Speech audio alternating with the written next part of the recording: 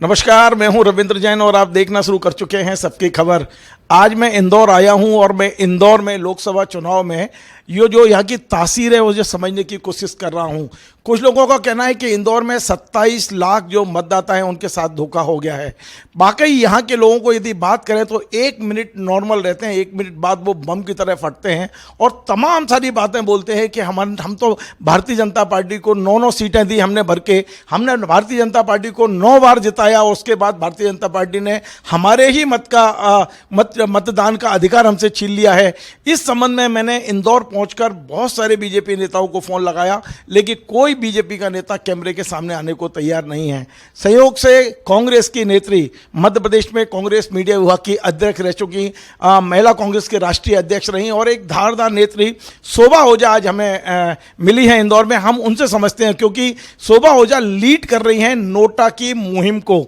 आपको पता है कि कांग्रेस ने निर्णय ले लिया है कि अब इंदौर में, केवल इंदौर संसदीय क्षेत्र में कांग्रेस का चुनाव चिन्ह नोटा बन गया है और उन्होंने आम जनता को जगाने का काम किया है। और इसमें अकेली कांग्रेस नहीं है, पूरा इंडिया गठबंधन के जितने भी संगठन हैं वो धीरे धीरे इनके साथ जुड़ते जा रहे हैं और इसको लीड कर रही है शोभा जी। शोभा जी, आपका बहुत बहुत स्वागत है। इंदौर में जो हुआ और कांग्रेस की एक तरह से कह सकते हैं कि पीठ में सीधे सीधे चूरा घोंपा गया। पहले ये जानना चाहता हूं कि वास्तव में आज कांग्रेस का कार्यकर्ता कितना ठगा महसूस कर रहा है? देखिए, जो इंदौर में हुआ उससे कांग्रेस का कार्यकर्ता ही नहीं, पूरे इंदौर वासी ठगे गए हैं। क्योंकि इंदौर एक ऐसा शहर है जो बुद्धिजीवियों का शहर है, जहां राजनीति से ऊपर उठ के सामाजिक कार्य हो, इंदौर को स्वच्छ रखने की बात हो, नर्मदा को इंदौर में लाने की बात हो, हर कोविड के खिलाफ लड़ाई की बात हो, हर मुहिम में पूरा इंदौर साथ खड़ा रहता है। और ऐसे में जब इंदौर ने अपना अपार स्नेह बीजेपी को लगातार दिया है, 9 बार लगातार 23 सांसद इंदौर से रही हैं।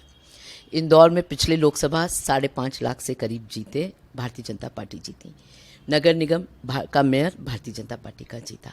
उसके बावजूद आखिर क्या कारण थे, क्यों बीजेपी डरी हुई थी कि उनको कांग्रेस के जो उम्मीदवार थे अक्षय बम, उनका अपहरण करना पड़ा, उनको डरा धमका के उनसे अपना पर्चा वापस कराना पड़ा और इंदौर की जनता से चुनने का, उम्मीदवार चुनने का अधिकार भारतीय जनता पार्टी ने छीन लिया है, जो कि साफ तौर पे लोकतंत्र का गला घोटा है।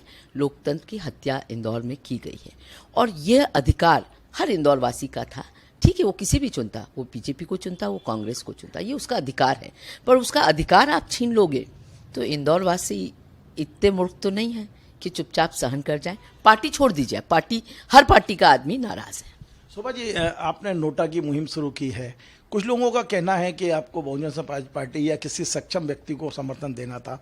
अब चूंकि कांग्रेस नोटा चेंज कर चुकी है, कुछ आगे बढ़ गए हैं अब, तो आपको लगता है कि इस बार नोटा की क्या स्थिति बनेगी और ये जो मुहिम है वो किस तरह शुरू कर रहे हैं? अभी आपके पास 5-6 दिन का टाइम है, तो इसमें आप लोगों की क्या रणनीति है? प्रचार ज़्यादा से ज़्यादा माउथ पब्लिसिटी हो रही है और किसी इंडिपेंडेंट को या किसी दूसरे पार्टी को जो हमारा गठबंधन का पार्ट नहीं है, समर्थन देना मुमकिन नहीं था। क्योंकि जब आपका ही उम्मीदवार भाग गया तो हम दूसरे उम्मीदवार पे कैसे विश्वास करें? भारतीय जनता पार्टी की जो राजनीतिक गुंडागिर्दी इंदौर में चल रही है वो तो सबके सामने स्पष्ट है। तो उसके बाद किसी को समर्थन देने का तो सवाल ही नहीं उठता। और हमारे लोकतंत्र में सुप्रीम कोर्ट ने हमें ये अधिकार दिया है कि जब पॉलिटिकल पार्टीज निरंकुश हो जाएं, जब पॉलिटिकल पार्टीज अपने आप को कॉन्स्टिट्यूशन, संविधान से ऊपर समझने लगे, तब नोटा का अधिकार दिया है, जिसको हम एक ऑप्शन की तरह ले सकते हैं। देखिए, वोट डालना हर व्यक्ति का अधिकार है जो हमें अपनी स्वतंत्रता के साथ मिला है और बहुत बड़ा अधिकार है। और उस अधिकार से किसी को वंचित रखना, ये सबसे बड़ा जिसे कहना चाहिए कुकर्म है जो भारतीय जनता पार्टी ने किया। उनने चुनने का अधिकार ही हमसे छीन लिया। तो ऐसे में नोटा का अधिकार है, हम वोट डालने जाएंगे। हम क्यों घर बैठे, हम क्यों निराश हों? हम नोटा में जाके इंदौर को पूरे हिंदुस्तान में नोटा का सबसे बड़ा संसदीय क्षेत्र बनाएंगे और ये मुंहतोड़ जवाब जनता इंदौर की देगी बीजेपी को कि आप जनता को मूर्ख मत समझिए। आपको आशीर्वाद दिया जनता ने, प्यार दिया, इसका ये मतलब नहीं कि राजनीतिक गुंडागर्दी सहेंगे। सुबह जी एक अखबारों में जो खबर छप रही है मीडिया में कि इस बार जो नोटा का प्रचार होना है, जो आप लोगों ने एक पूरी की पूरी टीम बनाई है, इंडिया गठबंधन के वो भी साथ में है, तो उसकी पूरा जो मुहिम है उसका केंद्र आपका घर बन गया है। यहीं सारी मीटिंगें हो रही हैं, यहीं से सारी की सारी चीज़ें तय की जा रही हैं। तो क्या वास्तव में इसको लीड आप कर रही हैं? आपके साथ और कौन कौन है, और इसको आम जनता तक पहुंचाने के लिए आपका मैकेनिज्म क्या है? देखिए, ये कहना गलत होगा कि मैं अकेली हूँ। मैं पूरा इंडिया गठबंधन, पूरे वो सामाजिक संस्था, हर वो बुद्धिजीवी जिसको गठन महसूस हो रही है इंदौर में, जिसको लग रहा है कि उसके लोकतांत्रिक अधिकार छीन लिए गए, वो हर व्यक्ति इस मुहिम में है। और कई बीजेपी के नेता हमको फ़ोन करके बोल रहे हैं कि आप निश्चिंत रहिए, इस बार नोटा को ही वोट देंगे। क्योंकि नोटा को देखिए, ऐसा नहीं कि नोटा को वोट देने से भारतीय जनता पार्टी का उम्मीदवार नहीं जीता का, ये नहीं, पर एक मैसेज देने की बात है। और ये इंदौर में पहला नहीं हुआ, सूरत में ऐसे ही हुआ, हमने देखा। और चंडीगढ़ में जो मेयर के इलेक्शन में हुआ, खजुराहो में हुआ, तो पहले हमने देखा कि भारतीय जनता पार्टी चुने हुए विधायकों को तोड़कर सरकारें पलट रही, जो लोकतांत्रिक रूप से चुनी हुई सरकार। मध्य प्रदेश में हमने देखा, जो कि इतिहास में उसके पहले हमने कभी नहीं देखा था। ये 2014 के बाद ये परंपरा चालू हुई। तो उसके बाद अब तो आप इतने गिर गए कि आप उम्मीदवार ही उठा के ले जा रहे हो, आप सीट खाली छुड़वा रहे हो, आप इंडिपेंडेंट उम्मीदवार को एजेंसीज के माध्यम से दबाव डाल रहे हो, ईडी और सीबीआई और इनकम टैक्स, जैसा हमने सूरत में देखा, सबके विड्रॉ करा रहे हो। खैर, इंदौर में तो ये नहीं करा पाए, इन्हें कोशिश करी थी इंदौर में कि इंडिपेंडेंट्स को भी सबको विड्रॉ करा लिया जाए, पर हमने भी उनको ताकत दी कि नहीं, आप खड़े रहिए, आपका अधिकार है चुनाव लड़ने का। तो इस तरह से तो लोकतंत्र ही खत्म हो जाएगा। जिस चीज़ की हमने लड़ाई लड़ी इतने साल, अंग्रेजों से हिंदुस्तान को आज़ाद कराया, उसके बाद अगर लोकतांत्रिक हमारे जो अधिकार है वो छीन लेंगे तो वो तो हम सहन नहीं करेंगे। सुबह जी, बड़ा अजीब सी राजनीति हो गई है एमपी में। एमपी में भारतीय जनता पार्टी कह रही है कि 5 लाख कांग्रेस के कार्यकर्ता हमारे पाले में आ चुके हैं, 3 विधायक, 3 महापौर, तमाम नेता अभी भी जा रहे हैं। और दूसरी ओर इंदौर में शोभा ओझा मुझे बता रही हैं कि यहाँ नोटा के लिए भारतीय जनता पार्टी के लोग काफ़ी आपसे संपर्क में हैं। तो आपको लगता नहीं है कि ना तो बीजेपी में रहने वाले संतुष्ट हैं, ना कांग्रेस में रहने वाले संतुष्ट हैं? ये हो क्या रहा है? कांग्रेस के लोग बीजेपी में जा रहे हैं और बीजेपी के लोग कह रहे हैं कि नहीं नहीं, आप मुहिम चलाइए, हम आपके साथ हैं। देखिए, जहाँ तक पार्टी बदलने की बात है, मैं समझती हूँ कि विचारधारा किसी भी पार्टी की, जो पार्टी से विचारधारा के चलते जुड़ा है, वो कभी पार्टी नहीं बदलेगा। क्योंकि पार्टी की विचारधारा तो बदल नहीं रही, पार्टी की विचारधारा तो, हर पार्टी की अपनी विचारधारा है। पर हाँ, कुछ लोग अपने स्वयं के लालच के चलते सत्ता से जुड़े रहना चाहते हैं। तो ऐसे लोग पार्टी में, चाहे वो बीजेपी से कांग्रेस में आए, कांग्रेस से बीजेपी में जाए, या किसी और पार्टी में, सत्तारूढ़ पार्टी में जाए, वो चलता रहेगा, लोकतंत्र में ये चलता रहेगा। पर हाँ, विचारधारा से जो जुड़ा है वो कभी छोड़ के नहीं जाएगा। और इंदौर में ये मसला कांग्रेस का नहीं रहा, अब मसला रहा है जनता का और बीजेपी का। और बीजेपी में भी, जैसे ताई ने स्वयं ने कहा कि वो, उनको नहीं पता था कि ये सब हो रहा है, और ताई का सम्मान है, और ताई ने इंदौर को एक पहचान दी है, और बहुत साफ सुथरी छवि है उनकी, एक अच्छी राजनीति की मानी जाती हैं। तो ऐसे में उनको तक नहीं पता था कि उनकी पार्टी में क्या चल रहा है, उनने भी इसको गलत कहा। देखिए, लोकतंत्र में कोई भी इसको सही नहीं मानेगा। आप उम्मीदवार को लड़ने दीजिए, जनता पे विश्वास रखिए, आपने अच्छा काम किया होगा, आपको चुनेंगे। पर इस तरह से डरा धमका के पुलिस और तमाम एजेंसियों का सहारा लेके आप कैंडिडेट को ही विड्रॉ करा देंगे, तो इससे तो बुरा कुछ नहीं। सुहा जी, क्या ताई का एक बयान आप लोगों के उत्साह बढ़ाने में सहायक है? जिस तरह ताई ने खुलकर बोला कि ये गलत है, गलत को गलत कहने की क्षमता ताई जैसे ही नेता कर सकते हैं, और उनका ये बयान आना आप लोगों के लिए कितना संबल है? आप लोगों के लिए से मेरा मतलब है उन लोगों के लिए जो इस अन्याय के खिलाफ खड़े हैं। ताई के कहने से बहुत फर्क पड़ा है, और हर व्यक्ति जो लोकतंत्र में विश्वास रखता है, जो इस हिंदुस्तान के संविधान में विश्वास रखता है, वो इसी तरह सोचेगा। जो व्यक्ति अपने क्षणिक लाभ के लिए लोकतंत्र को जूते के नीचे रगड़ता है, उसकी सोच अलग हो सकती, पर सही सोचने वाला व्यक्ति, लोकतंत्र में विश्वास रखने वाला व्यक्ति हमेशा ऐसे ही सोचेगा।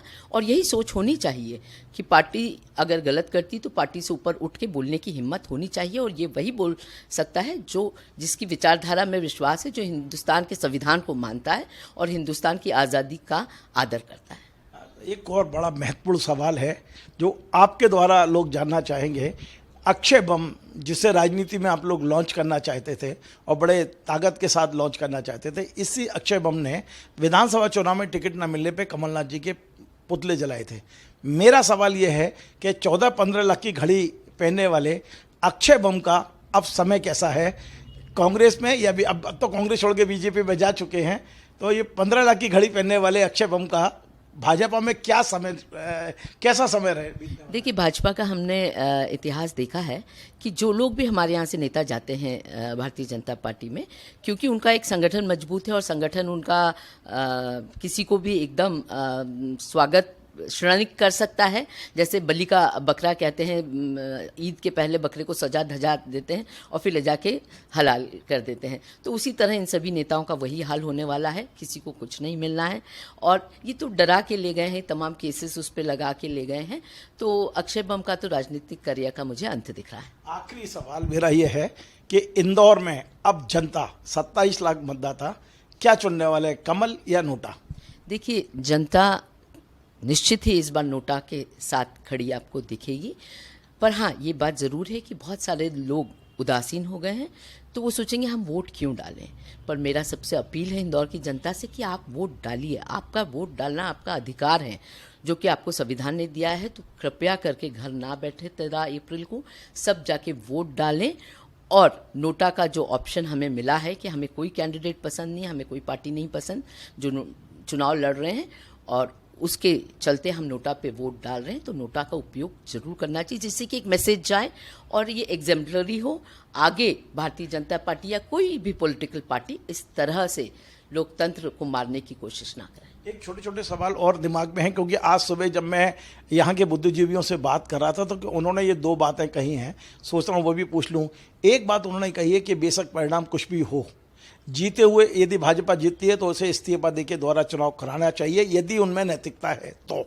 एक सवाल ये उनका है, उसका भी जवाब चाहता हूँ। और दूसरा उनका कहना है कि यदि इस बार माफ़ कर दिया बीजेपी को, तो आप ये मान के चलिए कि अगले किसी भी चुनाव में वो मतदान नहीं होने देंगे, चाहे वो महापौर का चुनाव हो, पार्षद का चुनाव हो, नगर पंचायत का, नगर निगम का, जिला पंचायत के चुनाव हों, इनमें मतदान नहीं होने देंगे। वे अपने डंडे का उपयोग करेंगे और सारे विरोधियों को बिठाने की वो करेंगे। ये शुरुआत है, अंत नीचे तक आएगा।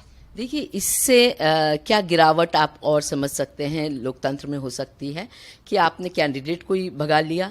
तो ये तो शुरुआत है और इसका कोई अंत दिख नहीं रहा। अंत यही है कि आगे बस ये नॉमिनेट करेंगे, इलेक्शंस नहीं होंगे। और नैतिकता की बात हम क्या करें, अगर नैतिकता होती तो क्या इस तरह की घटना होती, चाहे वो किसी भी प्रदेश की हम बात करें, मध्य प्रदेश, गुजरात या हर जगह की बात करें। नैतिकता नहीं है, अपने आप पे गुरूर है कि ये संविधान से बड़े हो गए, देश से ये बड़े हो गए, तभी तो इस तरह की हरकत हुई है। और मैं समझती हूँ ये अवसर है इनको पाठ पढ़ाने का। और अगर इस बार हमने छोड़ दिया तो हम भूल जाए कि हमारे कोई लोकतांत्रिक अधिकार रहेंगे, हम वोट डाल पाएंगे। चुनाव के बाद शंकर लालवानी यदि विजयी घोषित होते हैं तो उन्हें इस्तीफा देकर दोबारा चुनाव कराना चाहिए, जैसे ही इंदौर के अब आम जनता कहने लगी है कि एक बार हमें हमारा अधिकार मिलना चाहिए। बिल्कुल, देखिए, मैं समझती हूँ कि ये चुनाव तो वैसे भी रद्द होने चाहिए थे जिस तरह से पूरा घटनाक्रम हुआ है। और लोकतंत्र में ऐसी चीज़ों का कोई स्थान नहीं है। और नहीं तो फिर हम तो रशिया और दूसरे चाइना, दूसरे देशों जैसे हो जाएंगे जहाँ लोकतंत्र नाम को नहीं है, केवल डिक्टेटरशिप है। और ये डिक्टेटरशिप का ही एक रूप है जो हम इंदौर में देख रहे हैं। बहुत बहुत धन्यवाद। तो आपकी सुबह हो जाए, मैंने पहले ही बताया कि ये कांग्रेस मीडिया सेल के अध्यक्ष रह चुकी हैं, महिला मोर्चे की राष्ट्रीय अध्यक्ष, लेकिन बेबाकी से अपनी बात कहती हैं। और आज उन्होंने बहुत बड़ा खुलासा किया है मेरे चैनल पर कि यहाँ नोटा का जो वो प्रचार करने निकली हैं तो उन्हें भारतीय जनता पार्टी के बहुत से लोग सपोर्ट कर रहे हैं। इंदौर के लिए ये ब्रेकिंग है, बड़ी खबर है कि भारतीय जनता पार्टी में नोटा को लेके उत्साह दिखाई दे रहा है। कमल के बजाय नोटा, इंदौर में अब एक मुहिम शुरू हुई है, कमल नहीं नोटा चाहिए। देखते हैं कि इस मुहिम का चुनाव परिणाम में क्या असर दिखेगा। और बहुत सी बातें आज शोभा जी ने कही हैं। मैं आपसे निवेदन करूंगा इस चैनल को अंत तक देखें, पूरा इंटरव्यू देखें आप। निश्चित तौर पे आज इंदौर की तासीर आपके समझ में आएगी। आपको हमारा ये कार्यक्रम पसंद आए तो आप इसे शेयर करें, लाइक करें, कमेंट करें। और आपसे बार बार निवेदन है हमारे इस चैनल को सब्सक्राइब अवश्य करें। धन्यवाद।